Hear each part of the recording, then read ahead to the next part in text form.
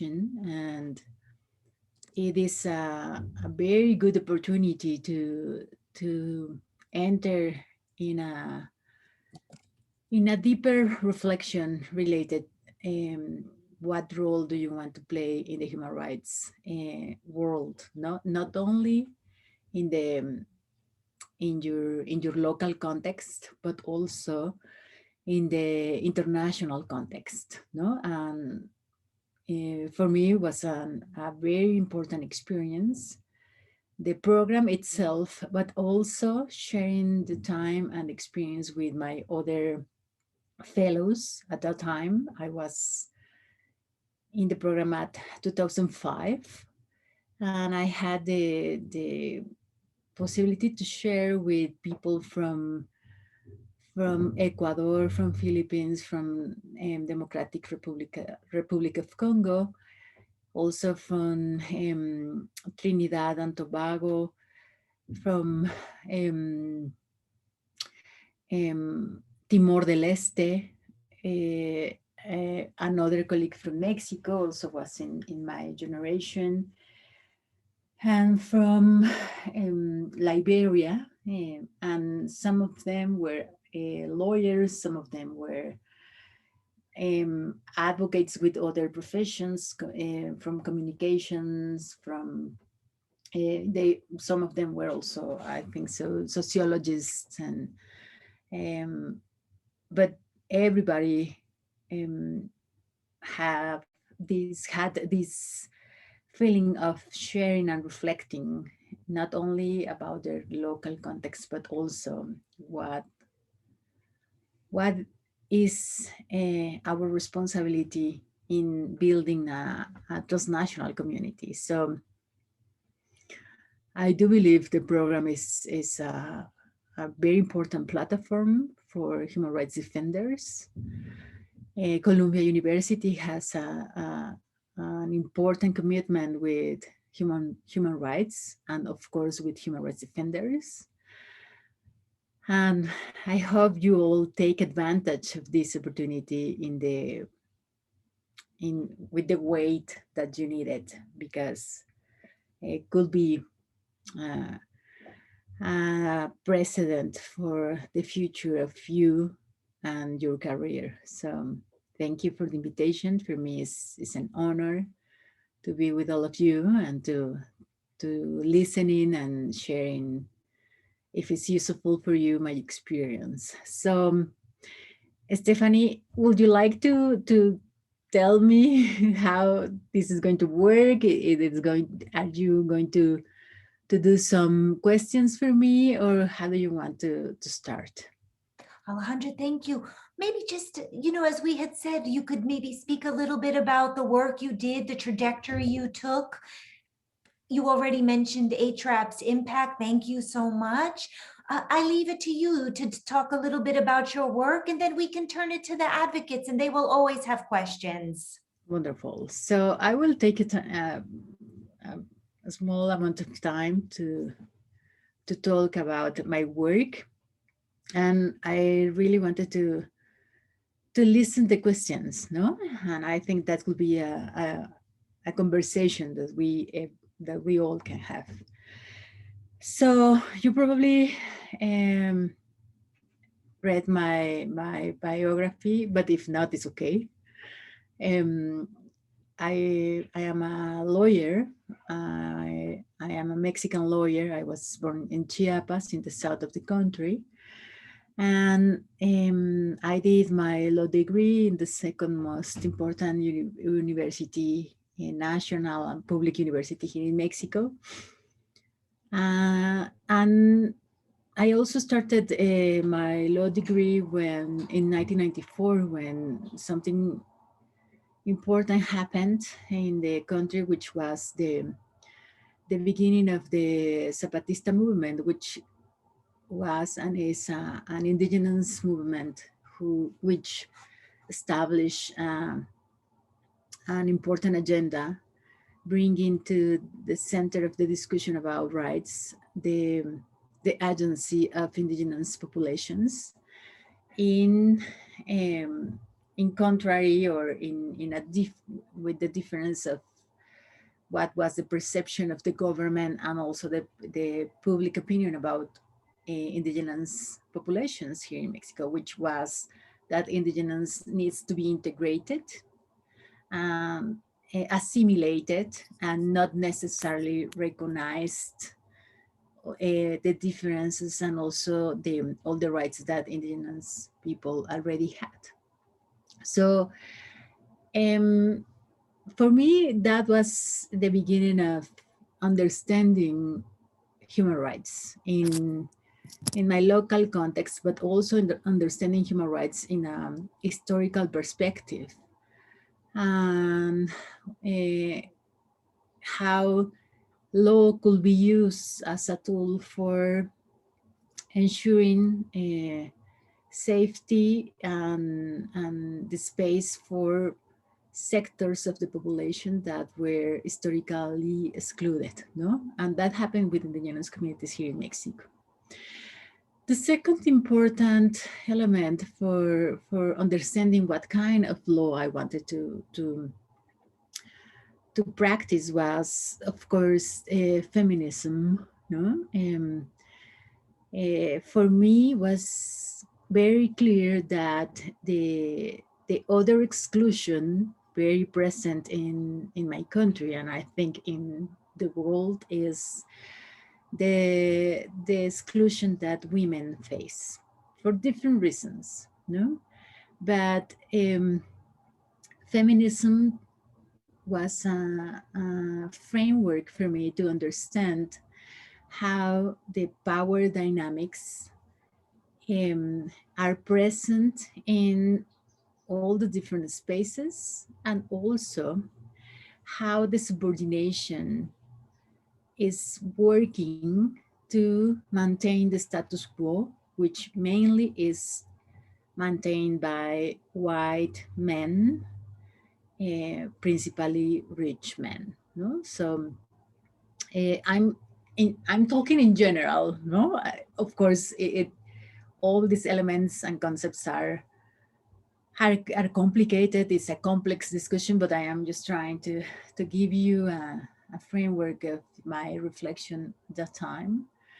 And then I combined my studies, also working with human rights organizations, and in the beginning as a volunteer. And then when I finished my law degree, I started as a junior in different organizations, principally working with indigenous rights in Chiapas. And after that, I worked with another organization, important organization. I don't know if you probably know the Center for Human Rights Miguel Agustin Pro Juarez, which is an important organization here in Mexico, and they are the ones who are dealing with several cases, but the last case, which is also a sigma for the human rights movement here in Mexico, is the forced disappearance of 43 students. And they are dealing with that case. So I work also in that organization. And when I was working in the Miguel Agustin Pro Juarez, in the 2005 was also the 10th anniversary of the Nafta Agreement between Mexico, Canada, and the United States, which is a commercial agreement, and which was, well, it's supposed to be the enter of Mexico as an economy to the um, to the globalization. But at 10 years of the NAFTA, what we saw in the human rights movement was that the tendency was, of course, it was not only for Mexico, but was also for the rest of the world. The tendency was the neoliberalization of the economy, and that also reinforce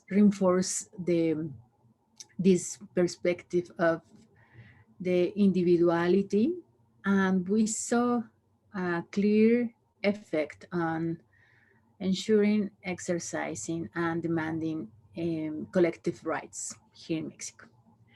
And that also have an implication to the respect and the demand and the exercise on economic, social, and cultural rights. And I was very, very interested in how important was for women in general and also for indigenous communities to understand that the way to work for demanding respect was a collective way. It was not necessarily an individual way. And at that moment, economic, social, and cultural rights for in Mexico, and I think in other countries, were not necessarily taken seriously as civil and political, as the civil and political rights. And that was the moment when I saw the, um, the Human Rights Advocates Program convocatory. And at that year, the focus was on economic, social, and cultural rights. And that was when I said, okay, this is my opportunity. I need to take a step uh, aside of my work. I had, at that moment, I had been working for already 10 years on the human rights field. And I decided, well, that would be the moment for me to reflect and to always, always, always come back to my country and have a different approach of the work that I wanted to do. And I had the opportunity to be at the program, and as I said, I was sharing all this time with all these amazing colleagues from the different countries, and most of them were already working on economic, social, and cultural rights. In 2005, what we saw was that we needed to understand that economic, social, and cultural rights was the avenue to work in two different paths. The first one was, of course, the legal defense, because as I said in the beginning, were already several lawyers in my generation, but the other part was organizing.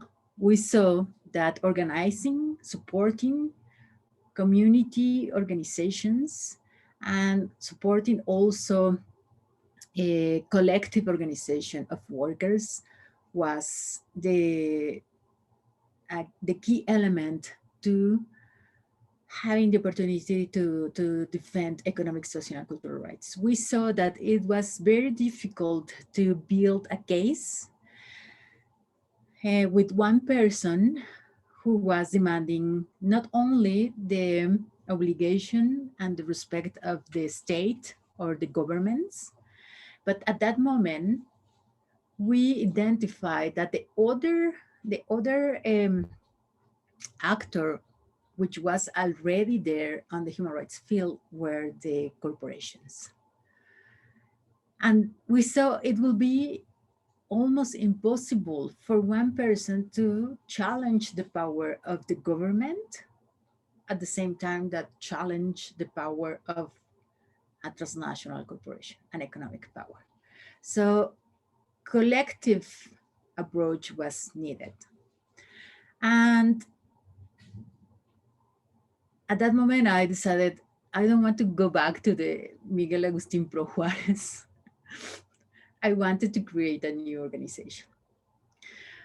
And a new organization that in Mexico had this approach and also integrate in this approach the inequality between men and women and the feminist perspective, not necessarily the gender analysis, because my approach was always that the feminist theory helped us to understand the power dynamics and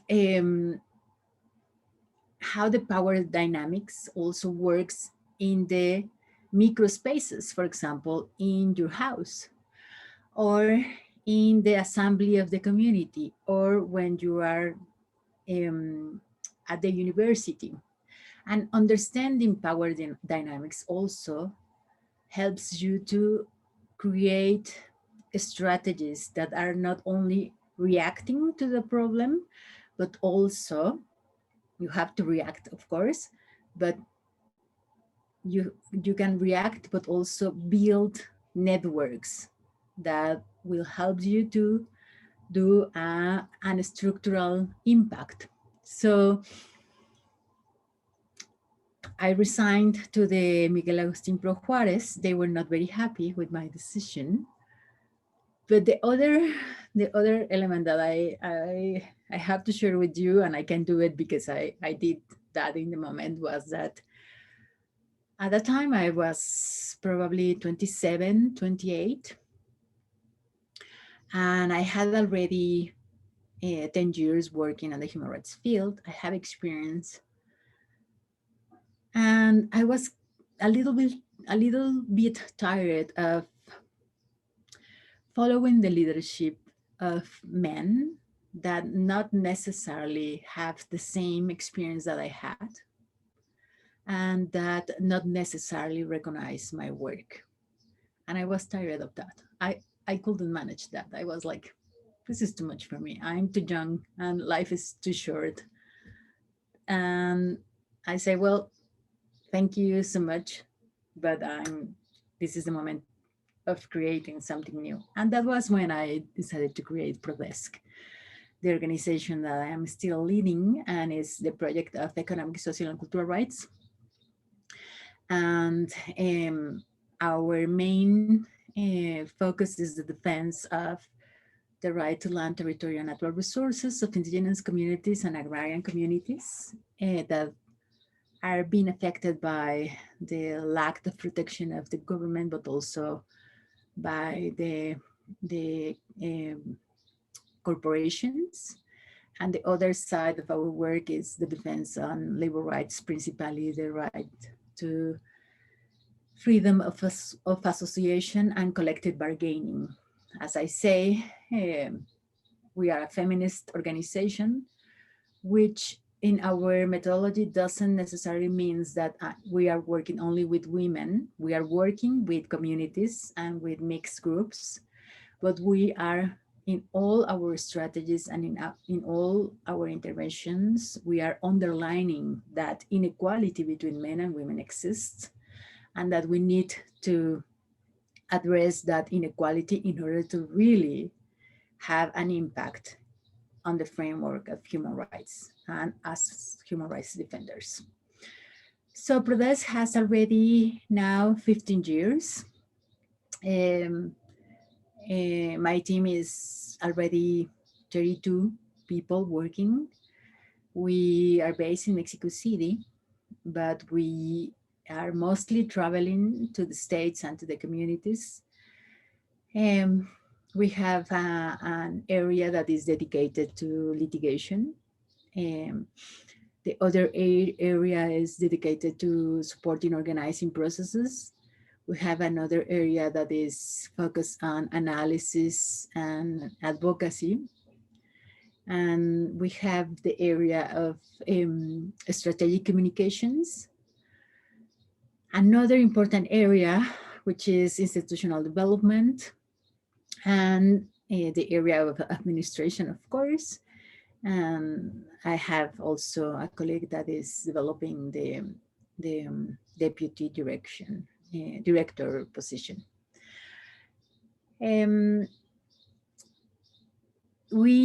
Our approach, of course, is achieving transnational justice, understanding that more than ever, the globalization of the economy is opening the possibilities for governments to do business with other governments, but also the borders are only for people, but not for corporations. And that is creating the situation that we are facing, the deepening of inequalities that we can see in our local context, but are replicated at the global level.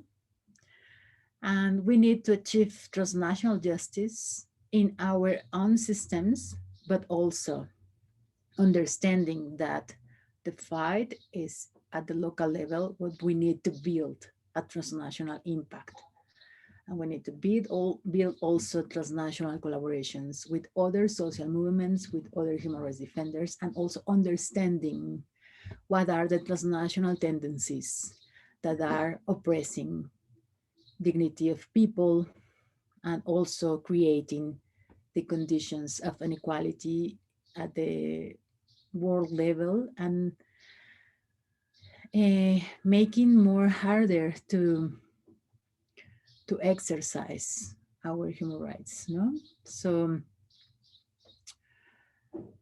um, during my work also, and in Mexico, we have a very, very deep problem of corruption and impunity.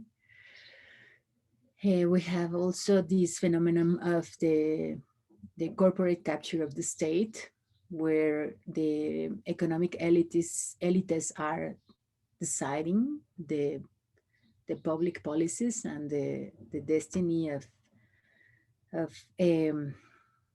the population, but not necessarily the state. And um, part of our analysis is to understand how these phenomena are being replicated in other countries and how we can find similarities for working together and understanding also that the differences not necessarily means contradictions, but we need to think out of the box. We need to be creatives. We need to be, yeah, we need to, in my case as a lawyer, I always need to think in different perspectives and understand not only the law, but the different systems, the political system, the economic system, um, and the social system, and what is my role, what are my privileges, and how I can use my privileges to as a tool for opening the space for other people that are being historically excluded. So I'm probably just going until the space, but I just wanted to give you a general perspective of my work and the approach and yeah, I was saying about the corruption and the impunity in Mexico because the work and the impact that we had been doing, we had a very bad moment as an organization. We were facing intimidation, vigilance, and death threats, and um, people enter to our office, and we suffer a defamation campaign in the national media. I was called as the lawyer of the devil, in a very important newspaper, and they said that I had under attack by myself corporations owned by, for example, Carlos Slim, which was in that moment the most rich man in the world, not only in Mexico. So that defamation campaign happened at the same time that we were receiving death threats. We were under vigilance when we were traveling to the communities and everything. And it help us to understand that one of the challenges that human rights defenders were facing at the time, and I think it's still a tendency or a trend, was how the defamation campaigns and the narratives fostered by the corporations or the governments create this environment of uncertainty about the work of human rights defenders, and also that environment creates this knowledge of public opinion that if something happened was because something bad you were doing. So that was very very complicated at that time. And because of that, and also because the work that I had been doing, and of course always with my team, I received the Martin Ennals Award that helped me to bring the light not only about me and my particular um, experience, but also the experience of human rights defenders and journalists we're facing here in Mexico, and probably in other countries. No, all these powerful actors creating a very hostile environment and making our work a very complex work and with a very few avenues for safety. And yeah, that was a huge honor, but at the same time, it gave me more work because I I needed to keep working in my cases and directing the organization, but at the same time, I needed to create all this awareness about the situation of human rights defenders, and was very interesting, but it was very demanding. I have to say that I am married. I have a partner. We had been together for almost 20 years. He was also a human rights defender. He's now doing other things, but we were also in the middle of our um, personal definition related to if we wanted to be parents in this environment, and we decided that we wanted, and we get pregnant, but because all the hostility and the stress and the situations that we had to face, we lost our first baby, which also it was very hard, it was very painful, and at the same time gave me the opportunity to think if this kind of practice of defending human rights was sustainable for me, and if I had the chance to be not even happy, but at least have this a life that was satisfactory for me. And I understood that it's very easy to put all of you for other people outside and leave you and your own needs in the last place. And that also is not sustainable for human rights defenders. We need to find a way to have an equilibrium, and we need to find a way to maintain dignity in our work, and also to maintain what is important personally for you. It was not easy. It's still not easy. I don't have the full answer, but I was already 39 years old, and we tried a second pregnancy, and this pregnancy was successful. I have now a son. He's 4 years old, and he's a joy. He's a joy for me, for his dad, for my family, and also he's teaching me the importance of happiness, of maintaining myself in a health position, and in thinking how human rights has to be an exercise not only of strategies and challenges, but also an exercise of self-determination and joy and happiness and supporting others, but also supporting yourself and your family. In the other way, you can end with a huge burnout, and you can end also working for corporations and for the government, and deal with these deep contradictions that are not necessarily the best way to live your life. But that is only my experience. Every experience is valid, and um,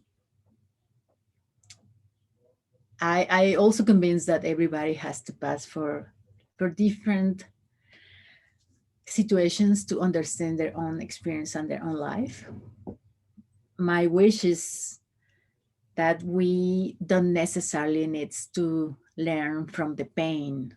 No, this is not a good pedagogia. No, it's we need to learn from also from the joy and from the happiness. But I will leave it there, and I would like to listen to your reflections, your questions, and whatever you want to say. It's okay, Stephanie? Alejandra, it was more than okay. I'm very sure that I speak on behalf of those who attended today. They won't forget what you have said, especially about taking care of yourself while still doing the work. So I know, that that's so important, and not everybody feels they can share that, but you did today, and that's what's really important. I would like to just take this chance because two of our advocates from Mexico joined while you were speaking. So Carlos, you first, because you're from the 2017 HRAP, and then we'll go to Florencia, who was with us in 2009. Please introduce yourselves in a short few sentences and kindly ask a question or make a comment if you have. Carlos. Hola. Well, nothing, just very, very happy to be here. I'm a big fan of Alejandra's work, so I couldn't miss this. I'm very happy to see you again, Stephanie. It's been a while. I was an HRAP on 2017. I'm also a lawyer, and I work a lot of for a lot of years, like 5 years, on human rights education. And right now, I'm working as an independent consultant in human rights projects on freedom of expression, human rights defenders, and indigenous communities. So nothing, just very happy to be here, and I'll just participate in the conversation later if it's okay. Florencia, are you with us? Thank you, Carlos. Good to see you. Yes, I'm here with all my heart. I'm sorry my camera is not working okay, but I mean, Alejandra, thank you very much for this inspiring talk. Well, I'm Florencia Ruiz. Let me introduce myself. I belong to the 2009 class, and my work is related or was related with forced disappearance. As well, I'm gonna jump in here because regarding what Alejandra said, I also came to a point in my career in which exactly I was totally burnt out, to say my goodness.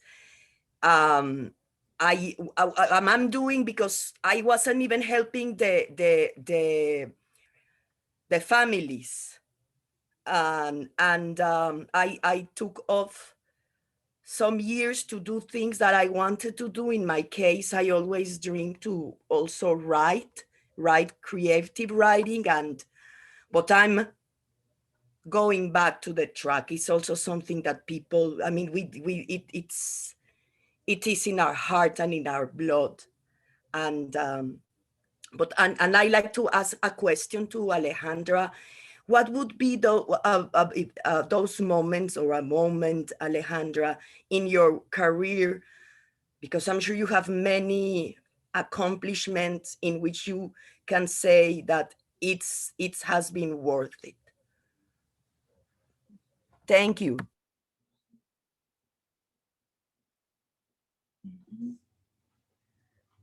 Thank you, Florencia. Stephanie, I don't know, do I respond now, or can we just go to with a round of comments or questions? I see one hand up, so why don't we take Ekanim's question? And then if there are no other questions, or if there are, put your hand up. But please, Ekanim, go ahead. Thank you, Stephanie. I must confess, Alejandra, I was caught with that powerful story. Like I've never seen human rights from that angle ever. Like it got me thinking again. If it's really worth it, right? Over your own mental health state with what is going on, like even the security and how that affects your life as a whole. Like I really want to thank you for sharing that. I do have a question though.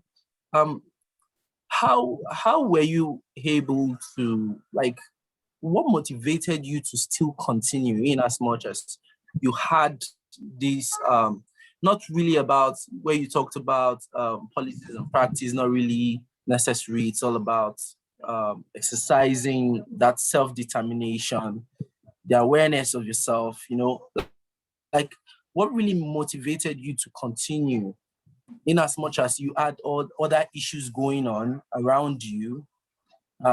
That's one. And how were you able to keep this work going for a long time? Was it, we understand you're in my country, in as much as you have so many investments into women participation in politics or decision-making spaces, you still find out that the people who are sitting at that space where you are, they have the power to actually make that change. Those people, in as much as you lobby with them, they still don't want that equality. Now we are even talking about equal opportunities for all, and still yet some of these people are still saying the issue as you want a woman to have the same rights as a man. Yeah, in Africa, you know, Nigeria to be precise, we still have that perception. I don't know, like what are those things you were able to put in place to make this happen?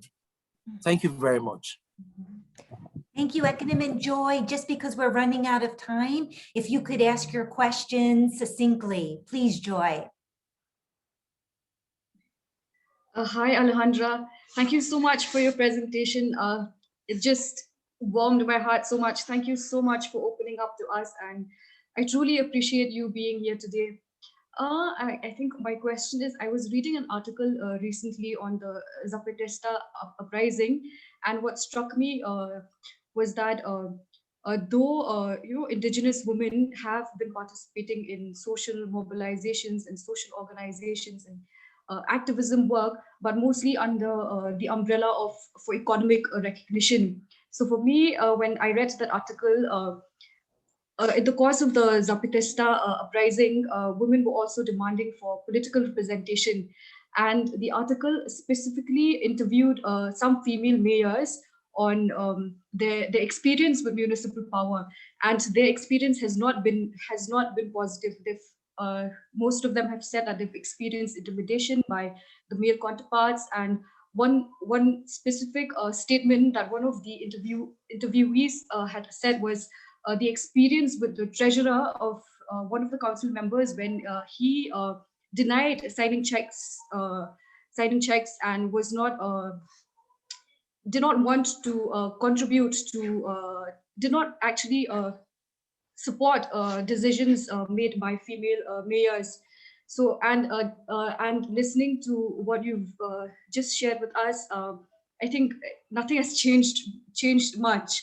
But I think my question is, I would just like to know if how is the funding in Mexico when it comes to women who wants to who contest elections? Companies or corporations coming forward to support women representatives? Thank you. Well, I'm going to to try to ask to respond to the questions. And first, I think the questions were related, no, in some way, have a thread of connection, and were principally related to the motivation to continue doing this work, and also how to maintain the motivation during several years. How was able to keep demanding or doing this work, facing the structural obstacles, no, that we can identify in our contexts. And well, it is a very interesting question, because I have a friend, he's in New York, he's an organizer, and he organized he supports the organization for the right to living, public houses, and also houses for principally Black people and Latino people, that at least for the Latino American people, probably some of them or most of them doesn't have the legal status, no? And I had a conversatory with him. His name is Grant Lindsay, and he's in New York, and he's amazing if you have the chance to talk with him. And one of the questions that I have always is, what motivates you to keep doing this, no? Because he, as me and probably all of you, he spent for probably now 30 years working in these conditions. Of course, he's a white man, he's from the US, he has other contexts, but still sometimes the frustration is too much, and he also overcomes several episodes of burning out, even with all the privileges. And he always come back to me with another question, which is, what makes you angry? No? What makes you angry? That is the first thing that you have to make to yourself. Whatever makes you angry to see other people passing through for injustice and a lack of rights and domination, subordination, whatever is the situation that makes you angry, that has to be your motor to keep working. Because if you are doing this work to see the changes that you wanted to see, forget it. You will never see it. Probably your son or your grandson. The power of subordination and the power of exclusion is so big that you probably will not able to see the changes that you are working for.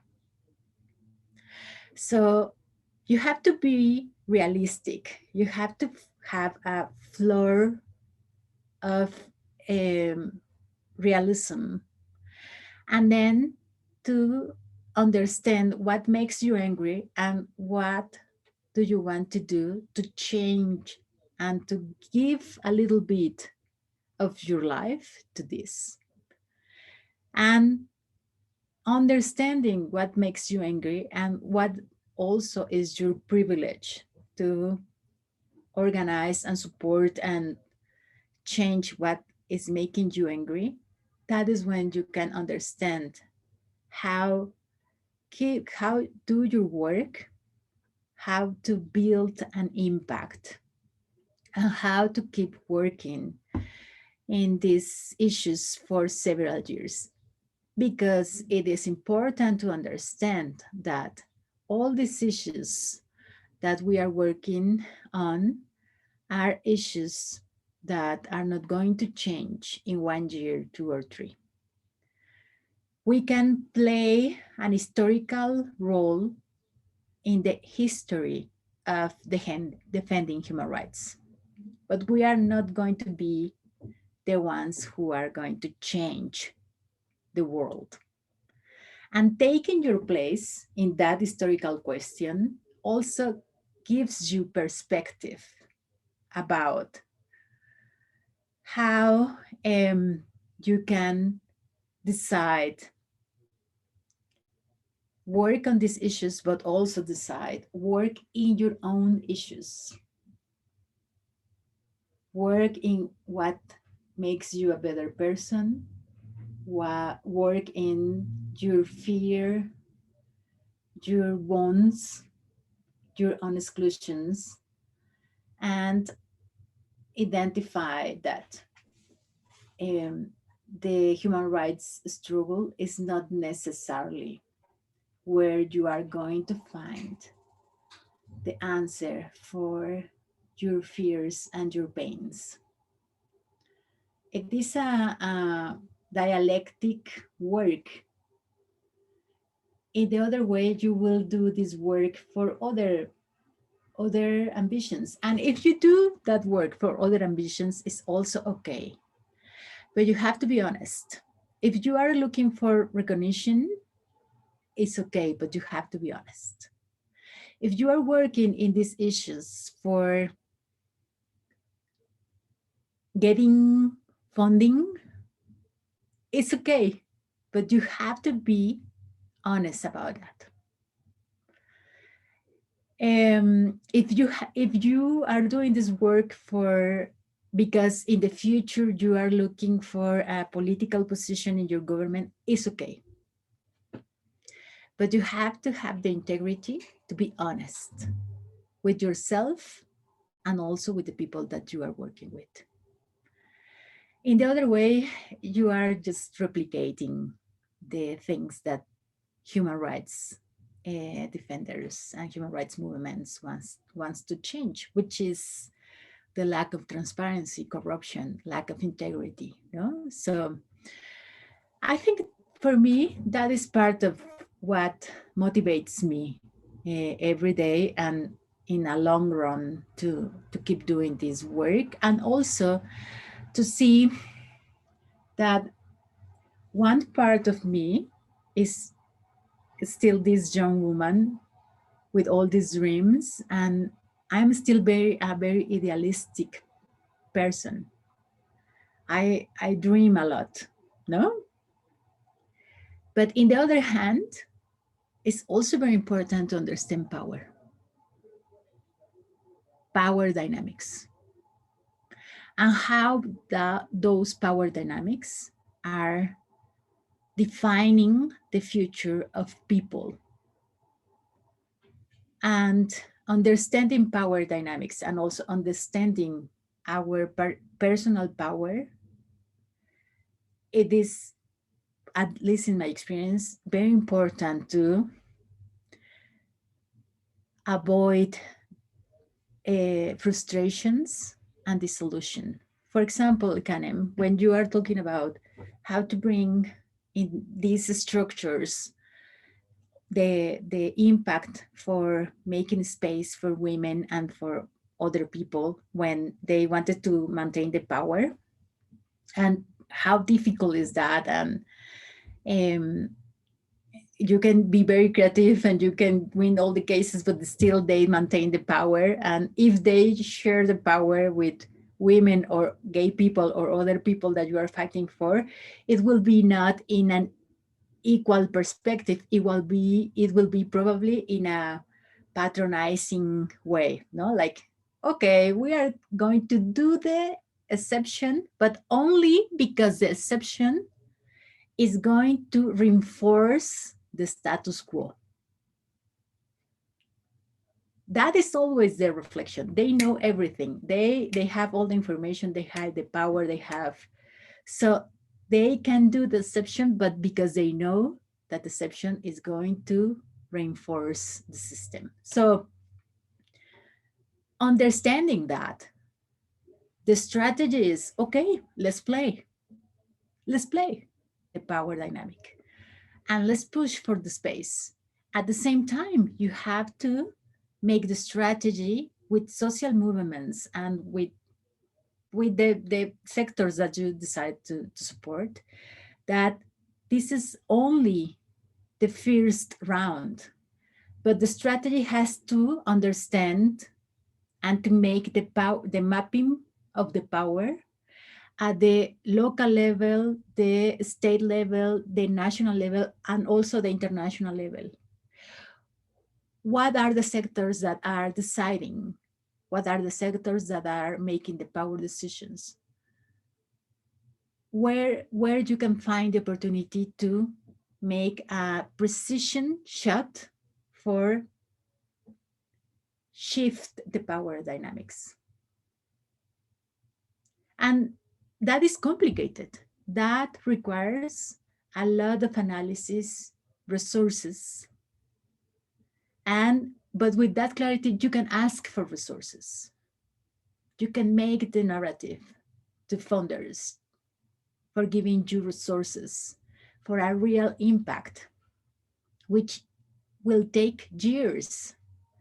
Not 1 year, because some funders ask you for miracles, no? Like, well, you have to change the situation of your country in 1 year and with $3, no?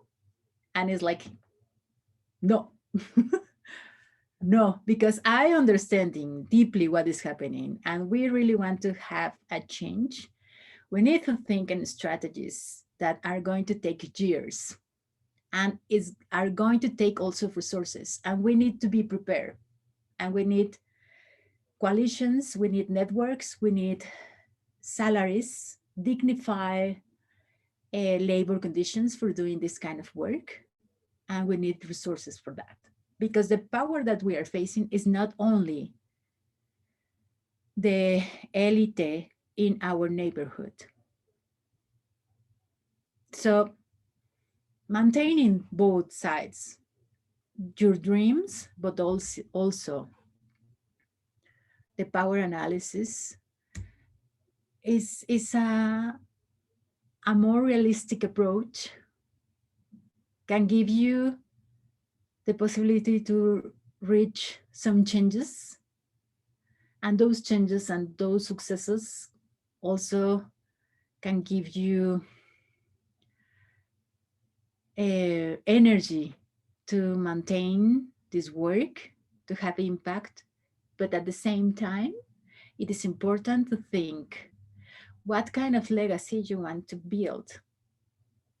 If you want to support younger generations of human rights defenders and pass the baton, estafeta, I don't know how to say that in English, to the next generation, because this is just only your part in the history, but it's not your history. You are only one part of it. And Joy, it is very similar about what is the experience of women in leadership. I think it is a success to have a space for elections for indigenous women in different positions in the government, but the real experience of exercising power is still a challenge for them, because the cultural change that we need to in our countries for people to understand equality, not equity, equality between men and women is still very far. And for example, in Mexico, we have representation for female leadership, but every single day, 11 feminicides are happening. 11 women are killed every single day just for the fact of being women. So that is a huge contradiction, no?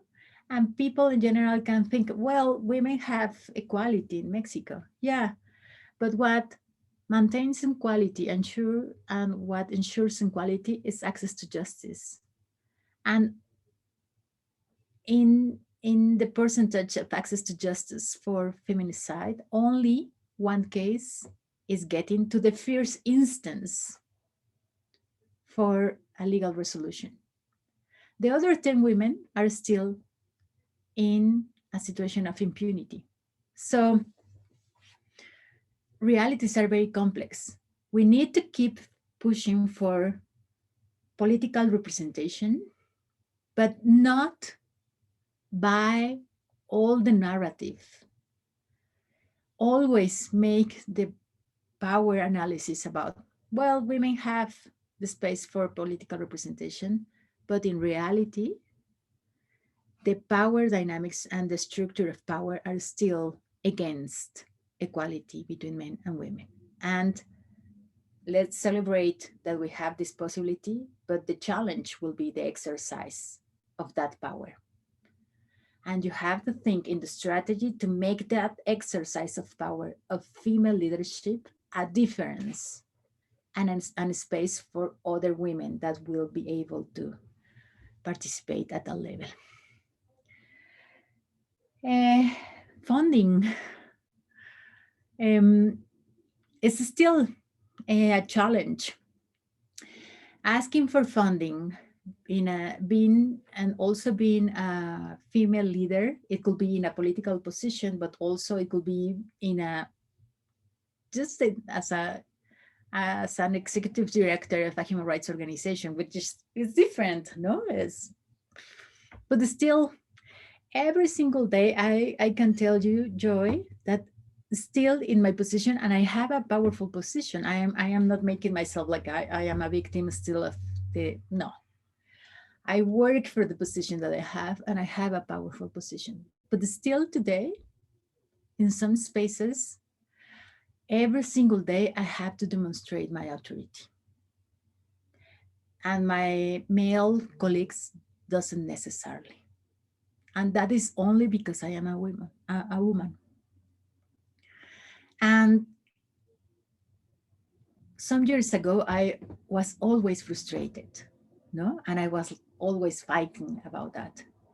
Now I understand it, and I decide what battles are meaningful to fight and what others I am not going to lose my vital energy to demonstrate. But sometimes you have to do it and do it well, because that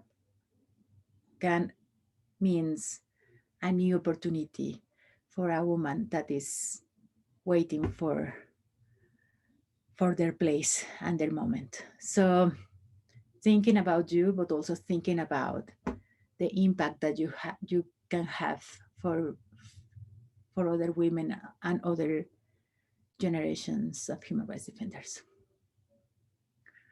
I don't know if I answer.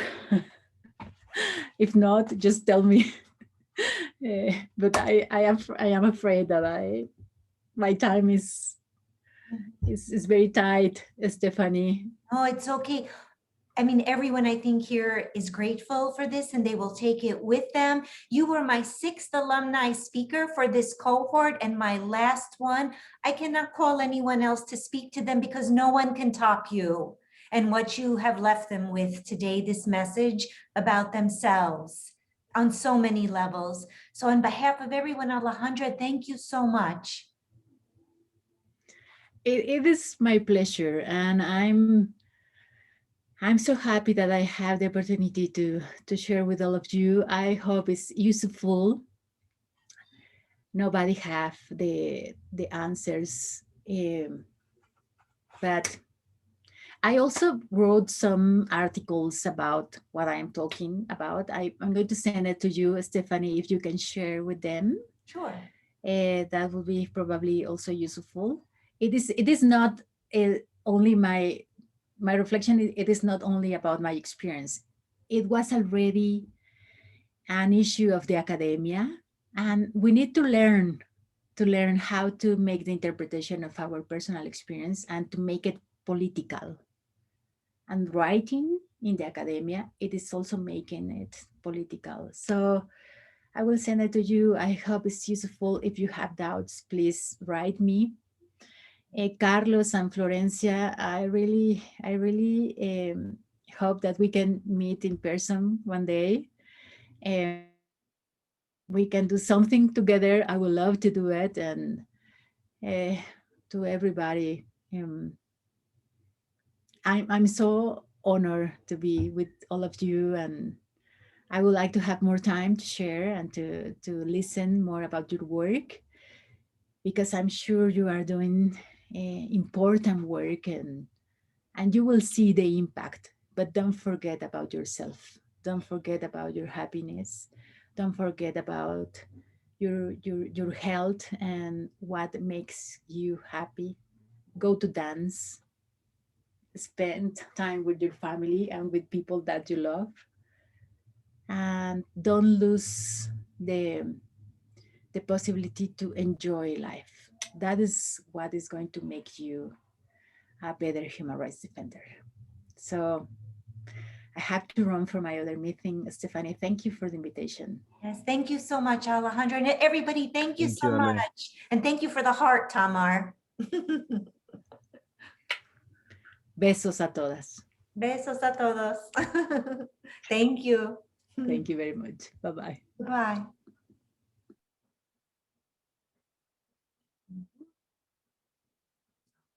Thank you, everyone. Bye, Stephanie. Ciao, everyone. Bye, Florencia. Francis. Thank you very much. You're Thank all welcome. of you. You're welcome, everyone. Ciao.